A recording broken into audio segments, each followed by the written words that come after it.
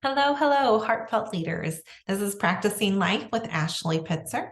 Today's episode is going to be on what you think is what you're projecting out into the world. So, if you don't like the circumstances that you have right now, the relationships you have right now, the way your bank account looks, whatever it may be, if you have something in your life right now that you are receiving that exists for you today, then you need to look at what you are projecting. So one of the things that I talk about is that your thoughts are not local. Local as in your thoughts don't just stay between, these two ears. Your thoughts are expansive. Your thoughts are energy. And so they are constantly creating something. One of the things that I got really freaked out about and scared about when I first started doing like spiritual enlightenment work is that every thought you have is creating something for you. That's the way energy works. It doesn't work in a vacuum. All right. So every thought you have is creating something. It is energetically creating something within you internally, and what you are having internally is automatically mirrored externally. So your thoughts, you always know how you are thinking because everything you see outside of your body is going to mirror your thoughts and the way you feel on the inside. And it really kind of blows my mind when I first heard, that your external world is a reflection of your internal world. I was kind of like, oh, I don't know about that. But the longer that I do this work, the more I see this is true. But we'll get into all of that. So I want to talk to you because there's so many people out there that they get stuck. They feel stuck. They feel stuck in a situation, a thought, a circumstance, and they just don't know how to change it. And it can be on money, it can be on relationships, it can be on your success in your career. It can fall into any number of categories, but there are times when you are constantly receiving something that you don't want to be receiving. And how do you change that? How do you look at it differently? How do you change your circumstance? One of the first things I would ask you are, what are your stories around this? And what makes those stories true? You see, your beliefs are going to constantly show up in your external world, and what you see, you hear, you feel. Because of the way your subconscious works, and again, for those of you that don't know me, I am a success coach. I am also a registered NGH certified hypnotist. So there's a lot that I do around understanding how your brain works and kind of coaching you on changing your life, changing your perspective. But what I really love doing is writing my stories, my fantasy stories. So anyway, I want to talk to you about the fact of your brain.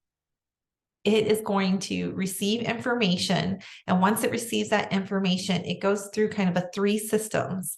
It's going to take it in and decide whether or not this information is useful or not useful. It's going to distort it so that it fits into making you right, because your brain loves for you to be right. So everything that is getting filtered in, and some first filter, let's say the first filter is this information relevant? Is it useful? Is it necessary? And if it is, that information is going to trickle up to your prefrontal context where you are having your logical thinking, right? And then that second part of what your brain does is it's going to decide how to make this true for you.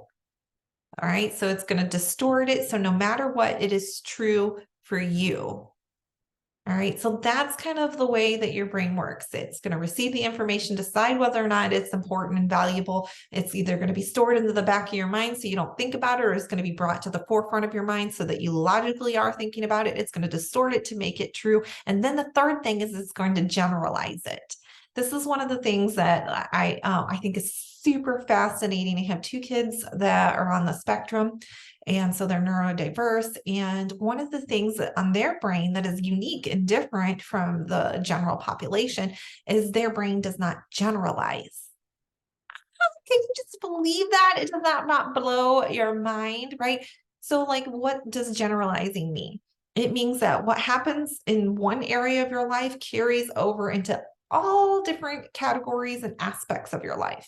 So, there's the thing that my mentor always says, Jim Fortin. How you do one thing is how you do everything. That's generalizing. So when I first learned about generalizing, this was years ago, like 13 years ago when my kids were super small. And I was first learning about how autism is affecting the brain, like what is actually happening in the brain of my autistic child, was that if they learned, let's say they learned what a dog is, they can understand that we had a pet dog in our house. They knew that our dogs' names were X, Y, and Z, whatever they were. They were Kira and Spencer. And they knew that they were a dog. But if they left the house and they were walking down the street and we were walking our dog, they would know that our dog is a dog, but a dog passing them wasn't a dog. Their brain wasn't able to generalize and say, oh, this is an animal. It has 4 legs. It has fur. It has 2 ears. It has a long nose, right? It has a long snout. That makes it a dog. That's generalization. All right. So that's what your brain does. It does these 3 functions. But how does it decide what is true? How does it decide what is accurate? It goes to your beliefs. And do you know what a belief is? And this blows my mind. I know I've talked about this before on previous podcasts, but a belief is just something that you accept as true. And you think over and over and over until it becomes a belief. So let me state that in a different way. A belief is your inner acceptance, your inner dialogue and thought process with yourself that decides that it's true. And you think it over and over and over again until it's wired in your brain as a pathway, like a highway in your brain. It's a go-to in your brain. And that is where your 3 functions of your brain, the ability to decide if something is important, to distort it and to generalize it, it knows those pathways. And that helps filter things out for you and decide if it's going on that pathway. So when we talk about beliefs, beliefs are super important. As a coach and as a hypnotist, I am looking at your beliefs, but I'm specifically looking at kind of those unconscious beliefs, things that you've been thinking so long you don't even think about them because they're driving you. And when you have something in your life that you don't want to have in your life and you feel really stuck, looking at your beliefs, what you really think is true without even knowing you think it's true, it's just been there so long, is super important. And one of the things that I love, but it is also, sometimes a painful experience as a coach, is getting people to question their beliefs. Ouch. Question your beliefs. Your beliefs are there for a reason, aren't they? They are there to keep you alive and support you. They're true. They're true to you. It doesn't matter what you believe, it's true to you. That's the way beliefs work. And what's really complicated is when, let's say, 70, 80, 90% of the population has that same belief system, then it makes it double true because you have evidence. Other people think this, so it has to be true. So anyway, this is where a lot of work comes into, is challenging those thoughts of what makes it true, what stories make it true for you, because your stories reinforce your beliefs. So if you have something in your life that you don't like, let's say you're always broke. No matter how much money you make, you get 2, 3 jobs, you have a job, you have 1 job, but you're making substantial 6 figures and you're always broke no matter what. Then there's a belief. There is a belief in there, in your subconscious, in your internal world. And your brain is going to prove you right. And it is going to show you this in your external world. Beliefs are so valuable. when it comes to creating the change and the life that you want to have. A lot of the work that I do is about changing your beliefs. And that can be really hard because that may be changing something that you were brought up in. You were brought up to believe that this is true. And if you no longer believe this is true, then that challenges you. That challenges you to look at your parents and to say, well, they believed it. That makes it true. Like, they're important. They're usually right. So a lot of emotions come up around changing your beliefs. But you have to ask yourself, like, do you want to continue on? Do you want to continue on the same path that you are? Because nothing changes until something changes. And a lot of that change needs to come down to what you value and your beliefs around it. So one of the things that I go to is, how can you be 100%? How can you be 100% responsible for what is in your life today? Because here's the thing. A lot of people go to complaining and they go to blame. Very common, right? I'm not at fault. This isn't my fault this is happening to me. It's not my fault that no matter what I do, no matter how hard I try, no matter what behaviors I practice, my bank account is always empty. Or, I get a flat tire on my way to work. Something self-sabotages me every single time. No matter what I do, I just can't stop staying up until like 1 or 2 o'clock in the morning. And then I'm tired the next day, and that affects my ability to work, right? So when we look at being 100% responsible, what I'm really teaching you to do is the difference between being at cause and being at effect. When you become 100% responsible for something, you're putting yourself at cause. This isn't about blame. If something happens to you, if something bad happens to you, it's not saying that it's your fault. You attracted all of this stuff in here. I'm not looking at blame. I think blame in a lot of ways and situations is useless. It's a waste of energy. It's a waste of time. But what I am asking you to look at is, how can you be responsible to change it?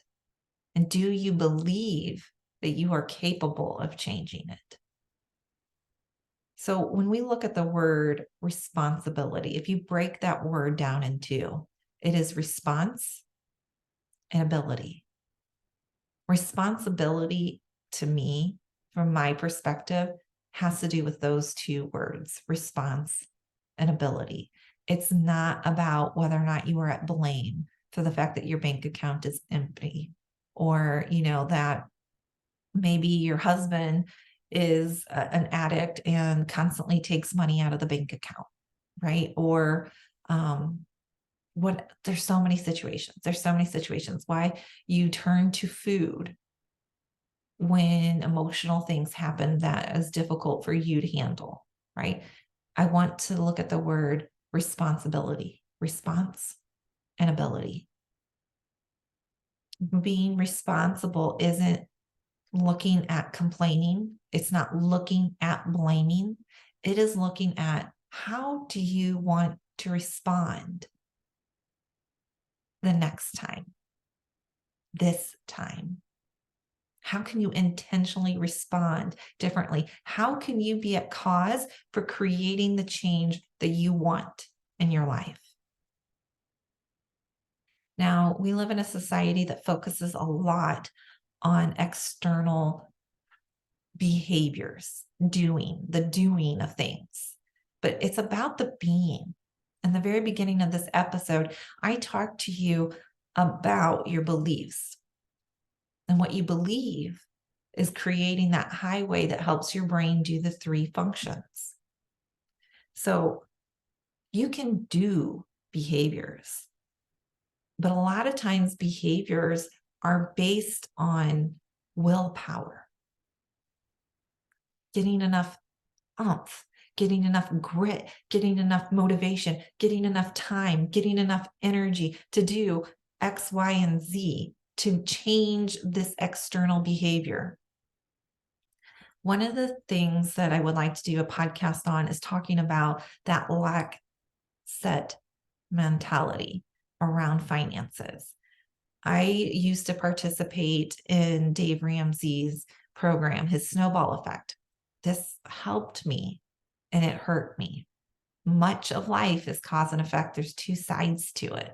So I learned on a financial aspect how to control my spending by lack set mentality.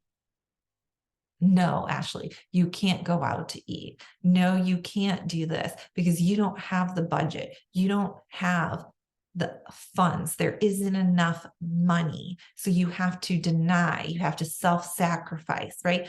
This is a type of mentality that I incorporated and I learned to believe. I believed that this was the way to get me out of debt.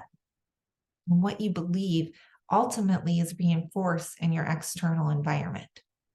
So because I believed that if I denied myself and I saved all this money, that I would get out of debt. I believed it, and so it was true. Like Henry Ford, he has that quote that says, whether you think you can or you can't, it's true. Because what you think, what happens between your two ears isn't just local, it is projecting out. It is projecting out, and the external world is going to come back to you because of the way your brain works in those three functions, and it's going to be seen the way you know is true because your brain loves to prove you right. So when you're sitting down and you're working with somebody who is stuck in something and they have something that they don't like, we have to look at what thoughts they believe, what beliefs they believe, and what are they projecting out into the world, to the universe, in their energy. We have to look at that. And then the next point is, how can you be responsible? How can you be at cause for changing this?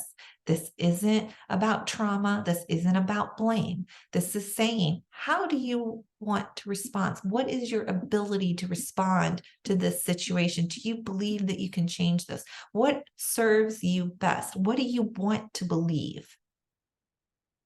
That is the work. And it's a lot of inner work, because your thoughts and what you believe is constantly reinforced. That's why it's a belief. It's a thought over and over and over and over. It's thought so much that it no longer pops up into your conscious mind as something important for you to know. It goes into your subconscious. Beliefs go into your subconscious. Can I repeat that again? Beliefs go into your subconscious. They're not brought forward into the frontal cortex where you can logically think. They go into the blind spot of your subconscious because your brain, it's on autopilot back there, and it knows this. It knows that you have thought this thought 1,000 times. And so it knows it's not important enough to bring up to the prefrontal, and it runs in the back of your brain as an automatic pilot. I think a lot of your subconscious, like your antivirus software on your computer system. Your antivirus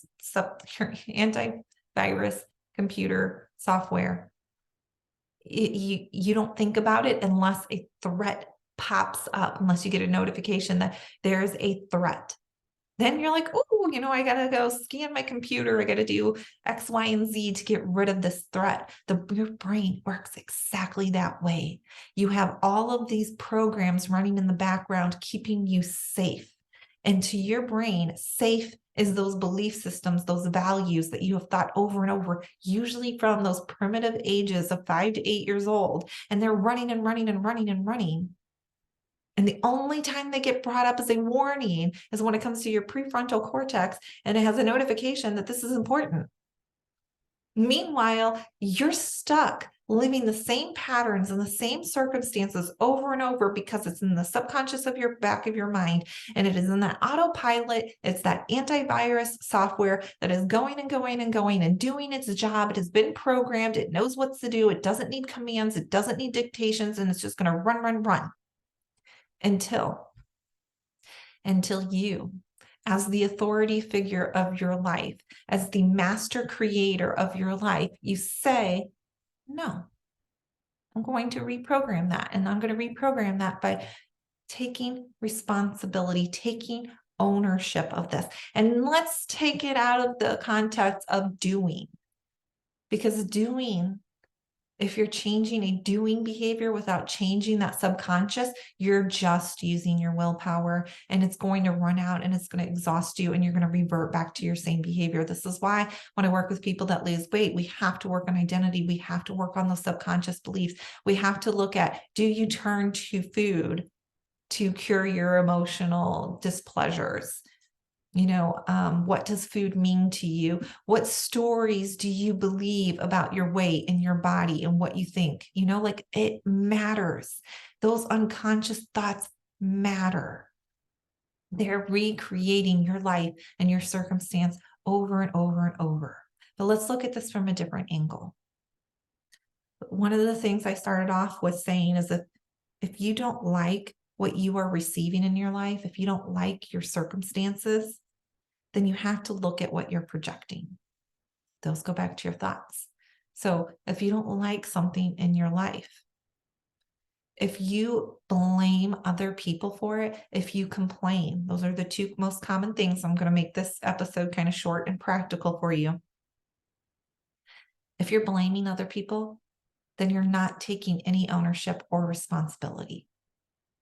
And when you blame somebody, it's taking your power that exists within you as the master creator of your life, as the all-powerful creator of your life, because your beliefs and your thoughts and the three things that your brain is functioned to do is going to be put onto somebody else outside of you.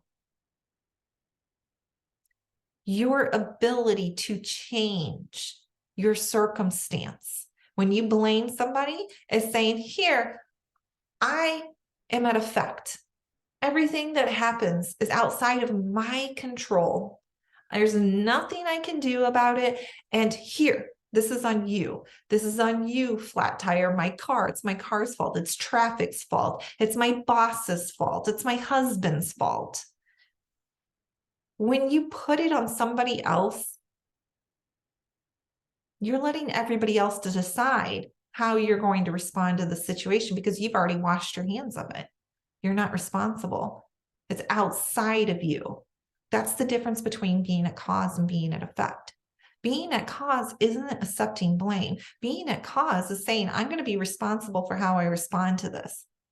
My energy, the way I think, is my responsibility, and nobody has control over that other than me. And then you get to decide how you want to respond the next time. What do you want to do differently? And you know what? This also takes a certain amount of humility to be willing to practice and not get it right the first time. Not like something, you tried it, it didn't work, it's not for you, try something different, right? There's a little bit of play. Like when my kids got on ADHD medicine, there was a play involved, and play is the wrong word, so I apologize, but there was a trial and error on figuring out what worked best for my kid. It's kind of the same thing. You're going to try things and it may not work for you. You may not like it. Try something different. But I just really want to take time to help you understand that when you take responsibility for something, that's the only way you can change something. If you don't have responsibility for you, it's outside of your control and you are at effect. I won't take clients who blame everybody for their problems and their situation because they have a belief system that isn't going to allow them to be at cause, to be responsible for changing their circumstances. One of the things that my mentor, Jim Fortin, would say all the time, I wrote it down probably 15 times over the course of working with him, is that when you live by your circumstances, you repeat your circumstances. And in that context, the way he expressed it, I really couldn't understand it. I really couldn't understand how Every time I don't do anything to change my circumstances, and I'm not talking about external behavior, I'm talking about the person I am, being responsible, being courageous, being vulnerable, being willing to believe in myself and my power. Those are ways of being self-integral, being willing to set up boundaries, loving myself enough to set up boundaries, right? Self-love. When you change the way you are being, then you change the way that you show up in the external world, and you teach your brain to look for different things, to sort the information, to generalize the information, and to decide what is important as differently. This is why I'm very anti-complaining. This is why I don't have a lot of friendships with girlfriends. And I'm sorry, but if I spend time with you and you're going to spend 90% of the time talking about somebody behind their back, complaining about somebody else, complaining about your life and your circumstances, that's not a friendship for me. That's a boundary for me, for my self-love and my self-care, because my energy, my time is valuable. And I want to spend my time focusing, thinking on things that lift me up, encourage me, inspire me, heal me. Because I understand that what I'm thinking, what I'm hearing, what I'm perceiving is going to reflect back in my external world. One of the biggest life lessons I had was a friendship where somebody was constantly telling me that I had a bad marriage, that my husband was, needed to be helping around the house more and doing all this stuff. And they were coming from a loving, caring, compassionate place. But they were turning my attention on negativity when I already had my attention on seeing the good things about my husband. That friendship had to end for me. And it's not that I was turning a blind eye to these things. It's what your brain does. Your brain distorts, filters, it decides what's important, what's valuable. It decides what is recreating in your life. I chose to focus on the fact that my husband's super awesome, that he goes grocery shopping for me. He makes sure that my car is always taken care of, that he helps clean the house, and that he helps, do the dishes and cook the meals, and that he picks up my kid from childcare. I don't sit there and nitpick and focus on the fact that, he came home and had a bad day and probably could have spoken nicer. Yes, is that true? Could he have? Yeah. Do I sit there and judge myself for every time I've lost control of my kids and had a bad day and maybe snapped at them sooner? No, because there is repair work in relationships all the time. But it's about where you spend, I'm bringing this back in, it's about where you spend your thoughts and your attention and what you believe, because what you believe is true for you.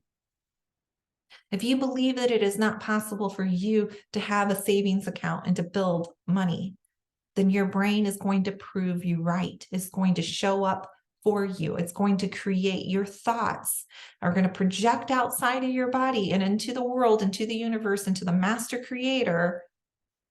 And it's going to create that circumstance for you, because your brain is going to distort opportunities to make money. It's going to cut out things that give you an opportunity to save money, because that's the way your brain works. You have the power to change your thoughts. You have the power to change the way that you view the world and you view yourself. And it takes responsibility. It takes believing in yourself. It takes being willing to do the work and to rechange those thoughts and to dismiss the old thoughts, because once those old thoughts are there, they're going to keep popping up. Even after you've done the work, even after you've reprogrammed your brain, those thoughts are going to pop up. And so responsibility is choosing and having the ability to respond the way that you want to respond. All right. So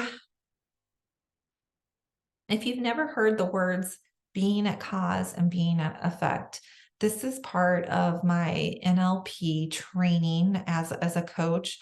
I went through neurolinguistics programming and linguistic programming, and they talk a lot about being at cause and being at effect. And the difference between the two is being at cause is internal. That means that you have the power to change your situation, your circumstances. Whereas being at effect is external. It is like blaming. You're not at any cause. It's not your fault. You can't help it. This is just what happens. You can't change your circumstances. It just keeps repeating. So learning to be at cause is super valuable. If you want a better life, if you want to have the relationship, the money, the success, you have to learn to be at cause. And your beliefs, again, are just a thought that you believe and you think over and over and over again until it's programmed and running on autopilot like that antivirus software. So I would definitely recommend doing journaling to become aware of those thoughts, meeting with a coach, questioning. So if there's like 3 things that I can turn around to you as tools for you, it's to question why something is true. What makes it true? Is there any evidence that it's not true? And that is like, that's like 1.A, like that is huge. When I sit down with clients and they believe something, like they believe that they'll always be fat. What makes you fat? What makes that true? Who decided it? Do you give your authority to these people that decide what fat is, whether that's social media or your doctors or your friends or your mom or your dad, or do you decide what your weight is and what it means? Like, that's a stretch, I understand, but what makes it true to you? Is it true that you're always? Is there times when you're not? What makes it different? Like, when you can create a list of things that disvalidate your belief, you can start to make changes. All right, so let's say it's money. Have you ever found $1 on the ground? Has anybody ever bought you tickets to like a baseball game or a football game, invited you to come along for free? That's evidence. That's evidence that you are an abundant person. And when you turn your attention to what you want to see happen, what you want to believe, then you reprogram your brain. And then more comes into your life. For the people like that don't have money, when you can train your brain to see that you are abundant and be grateful for that, then it attracts more. It is the wanting that says, I do not have this, that reinforces it. And that's why I'm anti-complaining, because when you are complaining, you are reinforcing to your brain, you're spending time, energy, and effort towards something. So you're telling your brain, hey, let's reinforce this. I want to see more of this. I'm spending my time, energy, and effort on this. Let's see more of this. That's what your brain is going to do, because your brain loves to prove you right. Right? Complaining also doesn't put you at cause. It puts you at effect. It does not solve anything for you. It just creates more of what you don't want. If you could make a step to stop complaining, and I'm not saying that you can't take time to say, something happened to me that I didn't like. I'm struggling with these emotions. That's not complaining. Complaining is reinforcing a thought, a feeling, a circumstance that you don't want to have, just like your beliefs. And you talk to 10 people, 15 people, 5 people, it doesn't matter how much time, or whether it's time or it's repetition, it is spending energy on something. And if you don't want it, don't spend your energy on it, because what you receive comes back to what you're projecting. And when you're complaining, you're projecting big time with energy. You're getting stuck in emotions that you don't want. You're getting stuck in circumstances you don't want. And you're getting stuck in thoughts you don't want. And you're spending the time on that. And that is recreating your life over and over and over again. When you live by your circumstances, you recreate your circumstances. And that means being responsible, accepting that you didn't like the way something happened, accepting that it wasn't what you wanted to happen, but choosing your ability to respond, choosing what you want to see happen next time, choosing what you want to think next time, choosing something that empowers you, that gives you energy, that lifts you up, that makes you feel good.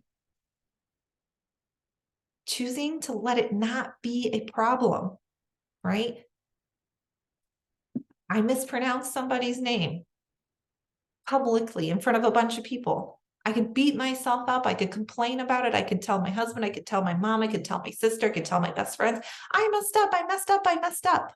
What am I reinforcing to the world? I'm a person who mess ups. Like I'm a person who's going to misspeak. Different than saying, I had a moment of panic when I messed up and I mispronounced somebody's name. It totally sucked. But I know that next time I'm going to do better.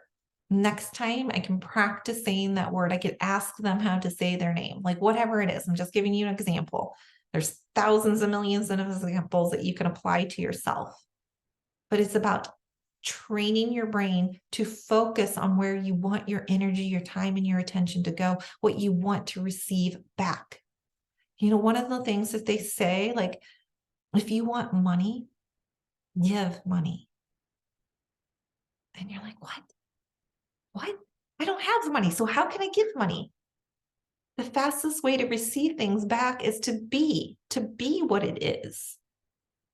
To be a courageous person is going to attract things into your life. To be a person who is giving is going to attract receiving. It's yin and yang. Like what you put out to the universe comes back to you in some way, sometime. We don't have control over when it comes back to you or how it comes back to you. But it all starts with, how are you training your brain to receive information and to make it important or not important? And this is all your subconscious brain. So unless you are using your prefrontal cortex and you are telling your brain what is important and what is not important, and you're telling it what is important versus not important by what you focus your attention on in the present moment. All right. So you train your brain on what is important by, in the present, choosing what you want to focus on. Your brain is trained on generalizations, right? So choosing what you want to believe, identifying those unconscious belief systems that are keeping you stuck, creating that same situation over and over, and then reprogramming it. And I can help you reprogram it. So can 1,000 other hypnotists, but you can do it too. Journaling, writing over and over, buying audios that help you believe that, like a lot of people that I'm in the industry I'm writing have imposter syndrome over being an author, yet they have the evidence that they are an author and that they are successful and that people are buying their books. So it's about training your brain to look for those successes and look for those wins and look for the evidence that you are in fact what you want to be. To wrap this up, because we all have something in our life. Most of us have something in our life that we're not happy with and that we want to change. And we may feel stuck around it.